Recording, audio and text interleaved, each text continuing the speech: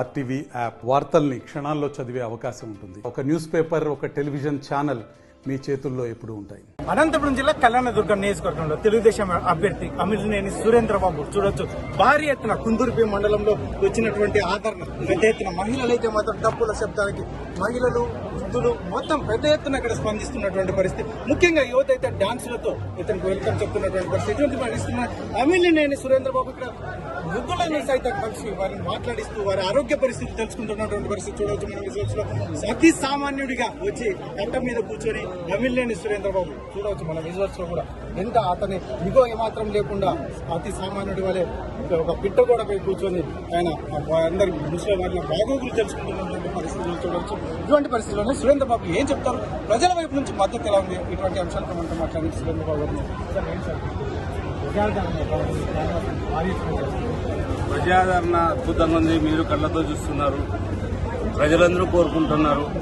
నేను ఎప్పుడో ఎలక్షన్స్ వస్తాయా, చంద్రబాబు నాయుడు గారిని ఎప్పుడు ముఖ్యమంత్రి చేస్తారా, ఎప్పుడు ఎమ్మెల్యేగా చేయాలని ఎదురు చూస్తున్నారు. ఖచ్చితంగా అది మే 13వ తారీఖు ఎన్నికలు జరుగుతున్నాయి. ఆ రోజు అందరూ కూడా సైకిల్ గుర్తుపోయి ఓటేస్తారని ఆశిస్తున్నా. వాళ్ళు ఎందుకంటే ఆ రోజు వాళ్ళందరూ కూడా ఎదురు చూస్తున్న రోజు, ఈ రోజు కూడా వాళ్ళ ఇప్పుడున్న గవర్నమెంట్ పూర్తి వైఫల్యాలతో నిండుకొని పోయింది. ఎవరిని కూడా పట్టించుకున్న పాపాలు పోలేదు. ప్రతి ఒక్కరూ ఏదో ఒక రకమైన సమస్యలతో, ఎస్పెషల్లీ కుందుర్పి, కందులూరు మండలాలు, బ్రహ్మస్వామి చిత్తూరులో కూడా చాలా సమస్యలు ఉన్నాయి. ఈ 4 మండలాల్లో కూడా మనము ఎన్నికైన తర్వాత నాకైతే ఒక దృఢమైన సంకల్పం ఉంది.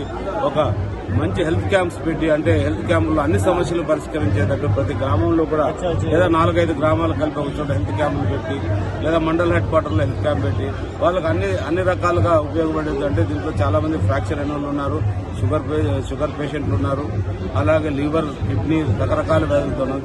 ఏ వ్యాధి అయినా సరే మంచి ఒక సోఫిస్టికేటెడ్ హెల్త్ క్యాంప్స్ పెట్టి వాళ్ళకు ఒకసారి వాళ్ళకి అవగాహన కల్పించాల్సిన అవసరం ఎంతైనా ఉంది. ఖచ్చితంగా అదన్నీ కూడా చేయగలిగితేనే నా ఆత్మ కూడా శాంతి అవుతుంది. నేను ఒక ప్రయోజనుడిగా ఉండడానికి కూడా అవకాశం ఉంటుందని తెలియజేస్తాను. సార్, ముఖ్యంగా ఇక్కడ ప్రాంతంలో మంచినీటితోనే ఆరోగ్య సమస్యలు వాటి మీద రోడ్డులో మంచినీటి ప్రత్యేకంగా ఎమ్మెల్యేగా గెలిస్తే ప్రత్యేకంగా పనిచేసే అవకాశం. ఎప్పుడైతే రోడ్లు బాగుంటాయో, నేను మనకి కుందురుపులో చాలా అద్భుతమైన రోడ్లు ఉన్నాయి. ఎప్పుడైతే రోడ్లు బాగుంటారో ఇలాంటి వాళ్ళు కూడా హాస్పిటల్స్కి పోయి వాళ్ళు ఒక బస్సు ఎక్కిపోవడానికి కూడా అవకాశం ఉంటుంది, చూపించుకొని రావచ్చు. కానీ వీళ్ళు చాలా ప్రాంతాల్లో బస్సులు కూడా పోవడానికి వీలు లేకోకుండా ఉంది. ఎందుకంటే వాళ్ళు రోడ్లు బాగాలేవు కాబట్టి మేము పోవమంటున్నారు. అంబులెన్స్ కూడా పోవట్లేదు. చాలా ఇబ్బందుల్లో ఉన్నారు. నిజంగా నేను వేపులు పట్టిపోయినాను. అక్కడ వాళ్ళు చెప్తున్నారు మంచినీళ్లు లేవు, చాలా మా బస్సులు రావడం లేదు, పిల్లలు చదువులు లేదు, బాలింతలు ప్లస్ గర్భిణీ స్త్రీలు అందరూ కూడా ఇబ్బందులు పడుతున్నారు. ఇలాంటి ముష్కరాల్లో తీవ్రమైన ఇబ్బందులు ఉన్నారు. ప్రతి గ్రామాన్ని కూడా బస్సు సౌకర్యం, ప్రతి గ్రామం కూడా తార్ రోడ్డు వేసే ఏర్పాటు రాబోయే 3-4 సంవత్సరాల్లో అన్ని పూర్తి చేస్తామని తెలియజేయడం జరుగుతుంది. నాకు తెలిసి 83 నుంచి కూడా రాజకీయాల్లో చురుగ్గానే ఉన్నా. అంటే అప్పుడు చిన్న వయసులో ఉండొచ్చు, మరి తర్వాత 91లో కూడా నేను ఆ రోజు కూడా చురుగ్గా ఉండడం. నా షాపు కాల్ చేస్తే రాజీవ్ గాంధీ చనిపోతే నా ఇంటికి అద్వానీ గారు కూడా వచ్చిపోయారు. నువ్వేదన్నా బీజేపీ యువజన నాయకుడిగా నేను చేస్తాను, నువ్వు మన ఉమ్మడి రాష్ట్రానికి అప్పుడు చేస్తానంటే నేను మౌనంగా ఉండిపోయాను. ఎందుకంటే ఆయన మీద ఉన్న అభిమానం, ప్రేమ ఏదైనా ఉందో ఆ అభిమానంతో ఉండిపోయాను. ఎందుకంటే నా చూపు అంతా ఆ రోజు కూడా తెలుగుదేశం అయిపోయింది. కాకపోతే నాకు అవకాశాలు రాకుండా పోయాయి. అట్లా నేను ఏదో పార్టీ కార్యక్రమంలో లేకపోవచ్చు, కానీ అలాంటి వాళ్ళు బయట ఉండి కూడా పార్టీ కార్యక్రమం ఉపయోగపడేటట్టు చేశాను. ప్రతి కార్యక్రమంలో కూడా నేను ఉంటూ ఉన్నా. ఎప్పుడు కూడా నాకు టికెట్ వచ్చినా రాకపోయినా నా యాక్టివిటీస్ ని కొనసాగిస్తున్నా. నేను 6,000 మందికి ఉద్యోగాలు కూడా కల్పించే స్థాయిలో ఉన్నానంటే ఈరోజు అన్ని రకాలకు కూడా ముందు చూపు ఉన్నాను తప్ప ఏదో నేను దోచుకొని పోవాలా, అది చేయాలనే ఆలోచన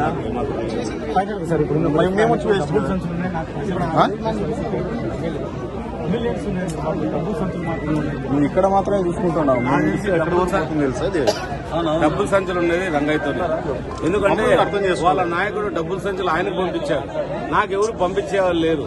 నేను ఏదన్నా ఈ ప్రజల సేవలోనే ఉండిపోతున్నా. కష్టపడి నేను పని చేసుకుంటా, కష్టపడి తిరుగుతున్నా. ప్రజల సహకారంతో ఈ ఎన్నికల్లో నిలబడడం జరిగింది అంతే తప్ప నాకు డబ్బుల సంఖ్యలు రావడానికి నేను ఏది అక్రమాలు కూడా ఎక్కడ చేసినట్టు కూడా నా దాఖలు లేవు. వాళ్ళ నాయకుడు జగన్ రెడ్డి చాలా అక్రమాలు చేశాడు. వాళ్ళ నాయకుడు ప్రతి ఒక్క మంత్రికి, ప్రతి ఒక్క ఎమ్మెల్యేకి, ప్రతి ఒక్క నాయకుడు కూడా వాళ్ళ నాయకుడు పంపించాడని మీ అందరికీ తెలిసిన సత్యమే. నాయకులు వాళ్ళ నాయకులే వాళ్ళ దగ్గరే డబ్బుల సంఖ్యలు ఉన్నాయి కాబట్టి ఇతరుల మీద బురద జరగడం వాళ్ళ అలవాటు. నేను ప్రజలు నమ్ముకొని వచ్చాను, ప్రజలు నన్ను గెలిపిస్తారన్న ఆశ అంతా నాకు. కళ్యాణదుర్గం తెలుగుదేశం అభ్యర్థి అమిలినేని సురేంద్ర బాబు చెప్తున్నటువంటి విషయం మొత్తం మీద మాత్రం ఈ నియోజకవర్గం ముఖ్యంగా చాలా మంది నాయకులు వచ్చారు వెళ్లారు, కానీ ఇక్కడ ప్రాంతాన్ని అభివృద్ధి చేయడం ముఖ్యంగా మంచినీరు, రోడ్ల విషయంలో ఏమాత్రం పట్టించుకోలేదు. ఖచ్చితంగా వీటి మీద నేను గెలిస్తే వీటి మీద ఖచ్చితంగా పనిచేయడానికి నాకు ఒక ప్రణాళిక ఉంది. అందులోనూ ముఖ్యంగా వైసీపీ అభ్యర్థి ఆరోపిస్తున్నట్టుగా నా దగ్గర డబ్బుల సంచులు లేవు, వైసీపీ నాయకులకే వాళ్ళ అధినాయకుడు డబ్బుల సంచులు పంపారు. అందులో ముఖ్యంగా నేను గతం నుంచి కూడా క్రియాశీలకంగా రాజకీయాల్లో ఉన్నానని చెప్పేసి అమిలినేని సురేంద్ర బాబు చెప్తున్నాడు. నేను డబ్బులు వేరే వాటిని నేను ఆధారపడి రాలేదు, ఖచ్చితంగా ఇక్కడ ఉన్న ప్రజలను నమ్ముకొని వచ్చారు. ఖచ్చితంగా రాబోయే కాలంలో ఎన్నికల్లో మాత్రం నన్ను ప్రజలు గెలిపించడానికి సిద్ధంగా ఉన్నారని చెప్పేసి అమిలినేని సురేంద్ర బాబు ధీమా వ్యక్తం చేస్తున్నారు. కెమెరా పర్సన్ సుధాకర్తో చెల్లకెళ్ళాడు RTV అనంతపురం.